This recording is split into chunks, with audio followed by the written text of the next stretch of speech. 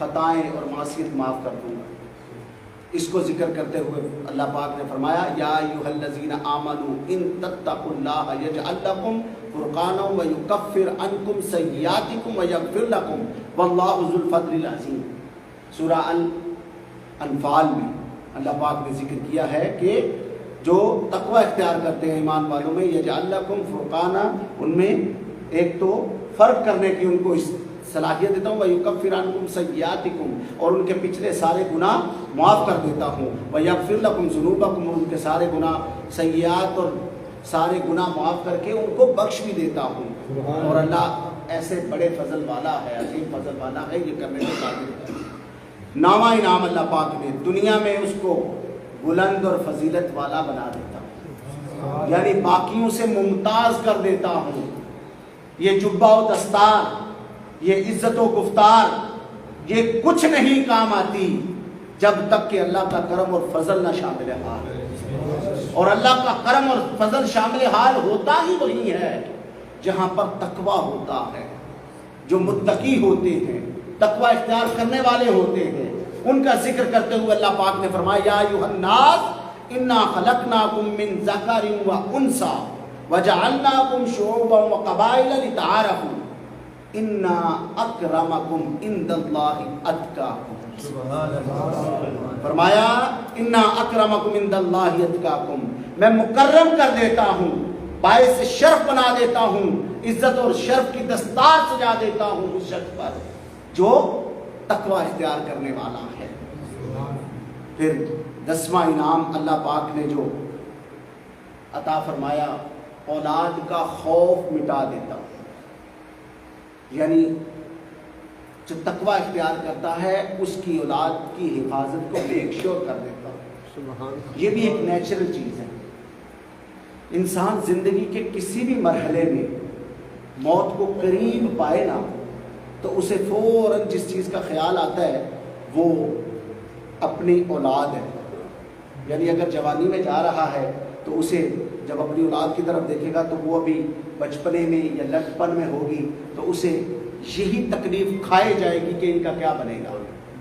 ہوتا ہے نا، یہ نیچرل ہے، اولاد کے ساتھ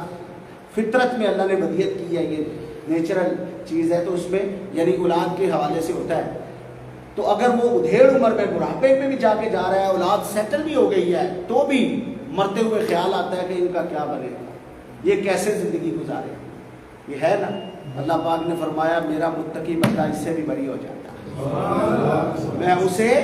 اس سے بھی ماورا کر دیتا ہوں، اسے اس بات کا خیال ہی نہیں رہتا اور اس خیال میں گم ہی نہیں ہونے دیتا، کیونکہ یہ خیال،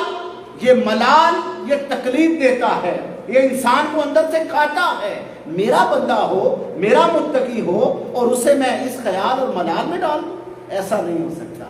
فرمایا میں اسے اس سے بھی بری کرتا ہوں۔ اور اس کا مشاہدہ کر کے دیکھیں، پریکٹیکل ہمارے پاس دلیلیں ہیں، اس کی تاریخ گواہ ہے۔ حضرت خضر علیہ السلام حضرت موسیٰ کو ساتھ لے کر سفر، بڑا ڈیٹیل آپ بات پہلے بھی اس حوالے سے بات سن چکے ہیں، میں اس کو ڈیٹیل میں نہیں ذکر کرتا، وقت کی قلت کے باعث ہم سرسری سی ریلیونٹ چیز لیتے ہیں اس میں سے کہ آپ حضرت خضر علیہ السلام کے ساتھ ہو لیے اللہ کے حکم سے۔ حضرت خضر نے کہا آپ نے بولنا نہیں ہے، سکوت رکھیں گے، خاموشی رکھیں گے، میرے سارے اعمال پر جو بھی میں کروں گا اس پر خاموش رہیں گے۔ ہم تو چلے، لیکن آپ نے کام ایسے کیے کہ وہ اس طرح میں پڑ جاتے ہیں کہ ایسا کیوں ہے اور ویسا کیوں ہے۔ چلتے ہوئے ایک راستے میں دیوار تھی جو نیم گری ہوئی، آدھی گری ہوئی تھی، آپ نے اسے تعمیر کر دیا، سیدھی کر کے کھڑی کر دی، صحیح سے سلامت کر دی اور چل دیے۔ حضرت موسیٰ علیہ السلام کا اس طرح بڑھتا رہا، آپ بولنے لگتے، آپ پھر وہ وعدہ یاد دلا دیتے۔ ایٹ دی اینڈ جب انہوں نے پوچھا تو آپ نے بتایا کہ یہ دیوار جو تھی یہ ایک یتیم بچے کی چیریٹی تھی، اس کی پراپرٹی تھی، اس کی جائیداد تھی، اس کی وراثت تھی، اور اس کا باپ وکان ابوہما صالح، کہ اس کا باپ ایک متقی تقوی والا انسان تھا، تو وہ اس کے نیچے اس کے لیے خزانہ دبا کر گیا ہے، وہ تو چلا گیا، اب بچہ ابھی معصوم ہے، اگر وہ دیوار گر جاتی تو اس میں سے وہ خزانہ نکل آتا، اس کے رشتہ دار عزیز و اقارب معاشرے والے اسے لوٹ کھسوٹ میں لے جاتے اور اس بچے کو کچھ حاصل نہ ہوتا۔ یہ میرے رب کا وعدہ تھا اور اس کا فیصلہ تھا کہ اس نے حکم دیا کہ اس دیوار کو تعمیر کر دیا جائے کہ میرے ایک متقی بندے کی اولاد اس سے محروم نہ ہو جائے۔ یہ رب ذوالجلال ایک متقی شخص کی اولاد کی بھی اور اس کی جائیداد کی بھی حفاظت ایسے کرواتا ہے۔ رب ذوالجلال نے یہ جو انعامات عطا فرمائے معزز سامعین و ناظرین، یہ انعامات دنیاوی تھے، یہ دنیاوی تھے، دنیا سے متعلق تھے، مگر اللہ کا وعدہ ہے کہ میں اپنے متقی بندے کو صرف دنیا نہیں، میں آخرت میں بھی سرفراز کروں گا۔ آخرت میں بھی میں اس کو عنایات سے، اپنے کرم سے، اپنی عطا سے مالا مال کروں گا۔ آؤ ذرا ہم قرآن سے وہ بھی پوچھتے ہیں کہ وہ جو اخروی انعامات ہیں وہ کیا ہیں،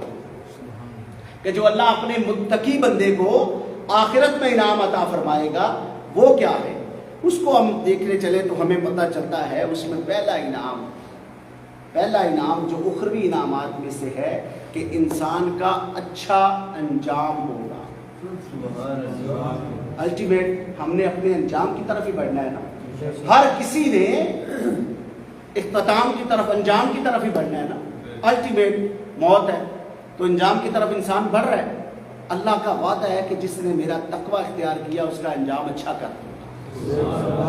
اور وہ انجام اچھا کرنے کے حوالے سے اللہ نے القصص میں فرمایا ہے، سورہ القصص میں اللہ پاک نے فرمایا تلک الدار الآخرۃ نجعلها للذین لا یریدون علوا فی الارض ولا فسادا والعاقبۃ للمتقین۔ اللہ پاک نے جو دنیا میں تقوی اختیار کریں ان کے لیے فرمایا وہ آخرت کا گھر ہے جسے ہم نے ایسے لوگوں کے لیے بنایا ہے جو نہ زمین میں سرکشی کرتے ہیں نہ تکبر کرتے ہیں بلکہ وہ تقوی اختیار کرتے ہیں۔ ان کے لیے اللہ پاک نے فرمایا ان کے لیے نجات ہے، پرہیزگاروں کے لیے والعاقبۃ للمتقین، تقوی والوں کے لیے جو ہے وہ سرفرازی کا مقام ہوگا۔ پھر رب ذوالجلال نے، ویسے تو اللہ پاک نے قرآن میں ذکر کیا جو فرعون سرکشی کرتا تھا، نافرمانی کرتا تھا، ظلم و بربریت کرتا تھا، زمین پہ فساد مچاتا تھا، تو حضرت موسیٰ نے بھی ان سے کلام کرتے ہوئے بنی اسرائیلیوں سے اپنی قوم سے ذکر کیا، قال موسیٰ لقومہ استعینوا باللہ واصبروا ان الارض للہ یورثها من یشاء من عبادہ والعاقبۃ للمتقین، کہ آپ نے ان کو صبر کی تلقین کی اور فرمایا یہ زمین و آسمان اللہ ہی کا ہے، جب تم اس کا صبر اور اس کا تقوی اختیار کرو گے تو تمہارے لیے اللہ کے ہاں نجات ہے، آخرت میں کامیابی ہے، سرفرازی ہے۔ دوسرا فائدہ اور انعام جو اللہ پاک آخرت میں عطا فرمائے گا، جہنم سے نجات عطا فرمائے، یعنی اللہ کا تقوی اختیار کرنے والوں کو اللہ کا وعدہ ہے کہ جہنم سے بری کر دوں گا، آزاد کر دوں گا جہنم سے۔ اور ذکر کرتے ہوئے فرمایا ہے سورہ مریم میں اللہ پاک نے وَإِن مِّنكُمْ إِلَّا وَارِدُهَا كَانَ عَلَىٰ رَبِّكَ حَتْمًا مَّقْضِيًّا ثُمَّ نُنَجِّي الَّذِينَ اتَّقَوْا وَنَذَرُ الظَّالِمِينَ فِيهَا جِثِيًّا۔ اللہ رب العزت نے یہاں بھی اپنے